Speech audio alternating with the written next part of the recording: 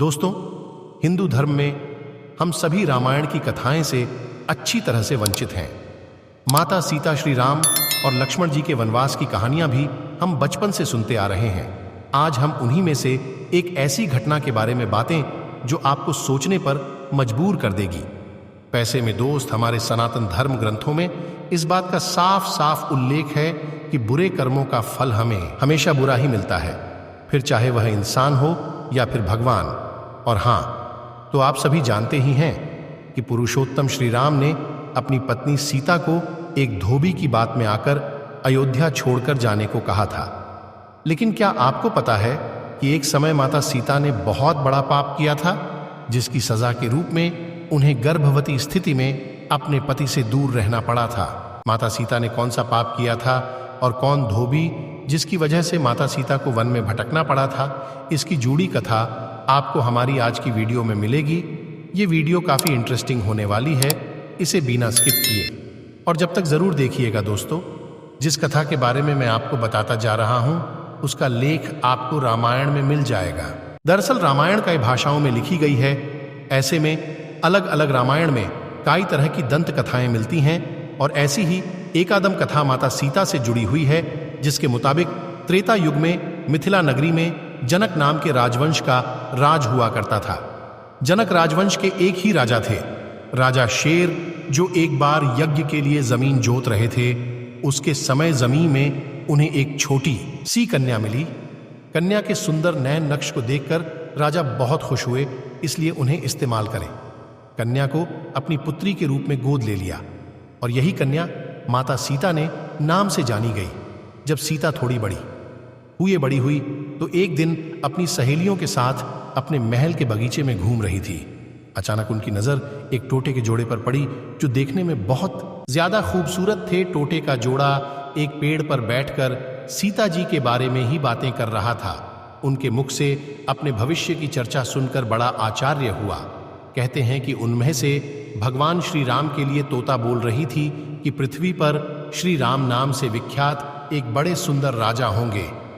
अरुण की महारानी का नाम जानकी होगा। देवी जानकी के साथ कई वर्ष तक एक साधारण तोते अपनी भाभी पति का नाम सुनकर माता सीता अचंभित हो गई। उन्हें अपने नंगे में और जन्म की इच्छा जागृत हुई। शर्त हो गई, उनको अपने बारे में और जाने की इच्छा जागृत हुई। इसलिए माता सीता ने अपने महल के पहरेदारों को बोलकर दोनों पक्षों को पकड़ लिया और फिर दोनों को कुछ करते हुए पूछो, तुम दोनों पक्षियों को भविष्य के बारे में इतना ज्ञान कहां से प्राप्त हुआ? तब पक्षियों ने बताया कि इससे पहले हम ऋषि वाल्मीकि के आश्रम में रहते थे, जहां रुकते थे। राम और सीता के जीवन के बारे में बताया जाता है, इसलिए हमें उन दोनों के बारे में बताया जाता है। हर चीज कंठस्थ याद हो गई है। सीता जी ने जब ये सुना तो उन्हें सोचा कि दोनों पक्षी तो बहुत ही दिव्य है, क्यों ना मैं इन्हें बहला फुसलाकर अपने जीवन से जुड़ी सारी बातें पूछें। यही सोचकर माता सीता दोनों पक्षियों से कहती हैं कि तुम दोनों बहुत सुंदर हो। देखो, तुम दोनों को डरने की जरूरत नहीं है।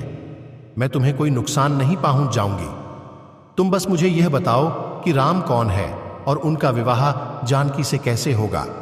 तब दोनों पक्षी बताते हैं कि वाल्मीकि रामायण नामक एक ग्रंथ लिख रहे हैं, जिसमें उन्हें बताया गया है कि महर्षि श्रृंगी के द्वार किए गए उत्कृष्ट यज्ञ से प्रसन्न होकर भगवान विष्णु मानव शरीर धारण करके उनके ज्येष्ठ पुत्र के रूप में जन्म लेंगे, जो प्रभु श्री राम होंगे।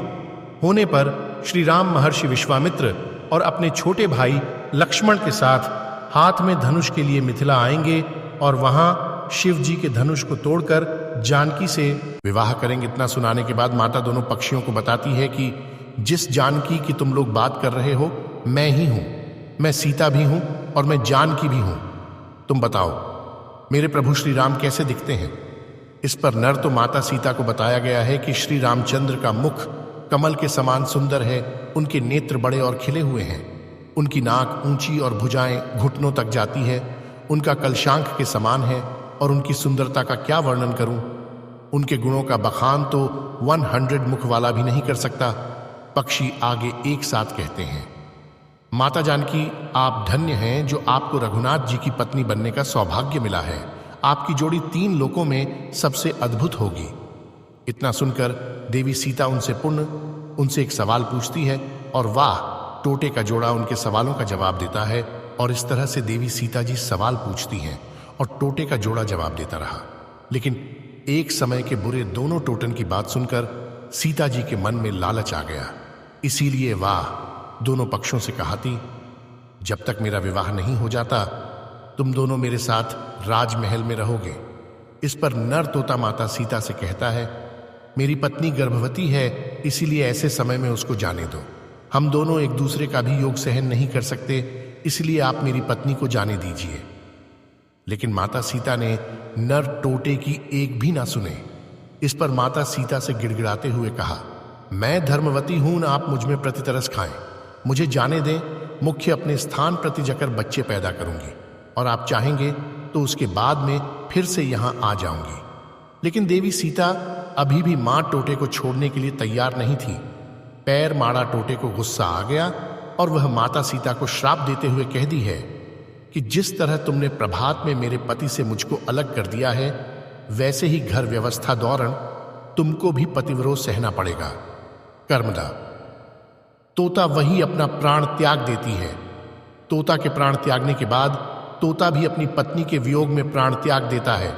लेकिन प्राण त्यागने से पहले माता सीता से कहता है कि तुमने जो कर्म किया है, क्या है उसकी सजा मिलकर रहेगी, और तुम्हें सजा दिलाने के लिए मैं मनुष्य से भारी श्री राम की नगरी अयोध्या में इंसान के रूप में जन्म लूंगा और मेरे कारण तुम्हें पति के वियोग का दुख उठाना पड़ेगा। कहा जाता है। थोथे सुनकर माता सीता को बहुत दुख हुआ। तब तक बहुत देर हो चुकी थी और माता सीता की चाहकर भी कुछ नहीं कर सकती थी। बताया जाता है कि अगले जन्म में यह तोता वही धोबी था, इसलिए माता सीता के चरित्र पर उंगली उठाई थी, जिसके बाद श्री राम ने सीता को घर व्यवस्था के दौरान त्याग दिया था। तब माता सीता वन में भटकते हुए महर्षि वाल्मीकि के आश्रम में पहुंची और वहीं पर प्यार कुश को जन्म दिया कि एक अन्य कथा पुराण में लिखी। उसे मुताबिक एक बार नारद जी को अभिमान हो गया कि कामदेव उनकी तपस्या और ब्रह्मचर्य को भंग नहीं कर सकते, लेकिन अभिमान में अपने आराध्य देव भगवान विष्णु जी को बताएं। तब विष्णु जी ने नारद के घमंड को तोड़ने के लिए एक योजना बनाई और जब नारद मुनि चाहने लगे, तूने रास्ते में एक महल दिखाया दिया जिसके अंदर की राजकुमारी को देखकर नारद जी मोहित हो गए थे। हाँ, कुछ भगवान विष्णु की माया थी, लेकिन नारद जी को इसकी खबर नहीं थी। राजकुमार पी के सौंदर्य से नारद जी का ताप भंग हो गया। नारद जी अब राजकुमारी को पाने के लिए भगवान विष्णु की शरण में पहुंच गए और उन्होंने कहा, हे प्रभु, आप मुझे अपना श्रीहरि का रूप दे दीजिए ताकि मेरा विवाह राजकुमारी से संपन्न हो सके। भगवान विष्णु ने कहा, इस रूप को लेकर बुरे में पछताने लगे। तब राजकुमारी का रूप देखकर भूल गए। भगवान विष्णु का रूप एक वानर का भी है और नारद जी के घमंड को तोड़ने के लिए भगवान विष्णु ने अपना वानर रूप नारद जी को दे दिया। जब नारद जी राजकुमार कुमारी के स्वयंवर में पहुंचे, तब पूरी सभा नारद जी के बंदर वाले मुख को देखकर हंसने लगी। राजकुमारी ने भी इनके मुंह को देखकर उन्हें वरमाला नहीं पहना है। कहा जाता है कि समय भगवान विष्णु उन्हें सभा में पधारे, जिन्हें देखकर राजकुमारी ने उनको माला पहना दी। यह सब कुछ देखकर नारद जी अचंभित हो उठे। उन्हें समझ नहीं आ रहा था कि क्यों सब लोग उन्हें देखकर हंस रहे हैं। तभी नारद जी को महल के पात्र में पानी दिखाया गया दिया, जिसमें उन्हें अपना मुख देखा। पानी में अपना वानर वाला मुख देखकर नारद जी क्रोधित हो गए और क्रोध में उनको भगवान विष्णु को श्राप दे दिया कि जिस तरह आज मैं स्त्री के लिए तड़पा हूं, आप भी पृथ्वी प्रति जन्म लेकर स्त्री वियोग का सामना करेंगे। भरत जी के मुख से कथा शब्दों को सुनकर भगवान विष्णु ने अपनी माया का प्रभाव समाप्त कर दिया। इसके बुरे दोस्त अपनी गलती का एहसास हुआ। नारद जी ने उन्होंने क्षमा मांगी और कहा जाता है कि नारद जी के श्राप की वजह से भगवान विष्णु को अपने राम अवतार में माता सीता के वियोग का सामना करना पड़ा। तो दोस्तों, अब आप हमें बताएं कि आपको क्या लगता है किसके श्राप की वजह माता सीता को प्रभु श्री राम से दूर रहना पड़ा?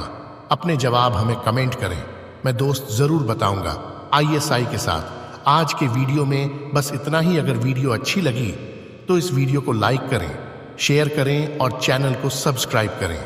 बेल आइकन को प्रेस करें ताकि आने तक वाली नई वीडियोस का अपडेट आपको मिलता रहेगा। आपका बहुत बहुत धन्यवाद।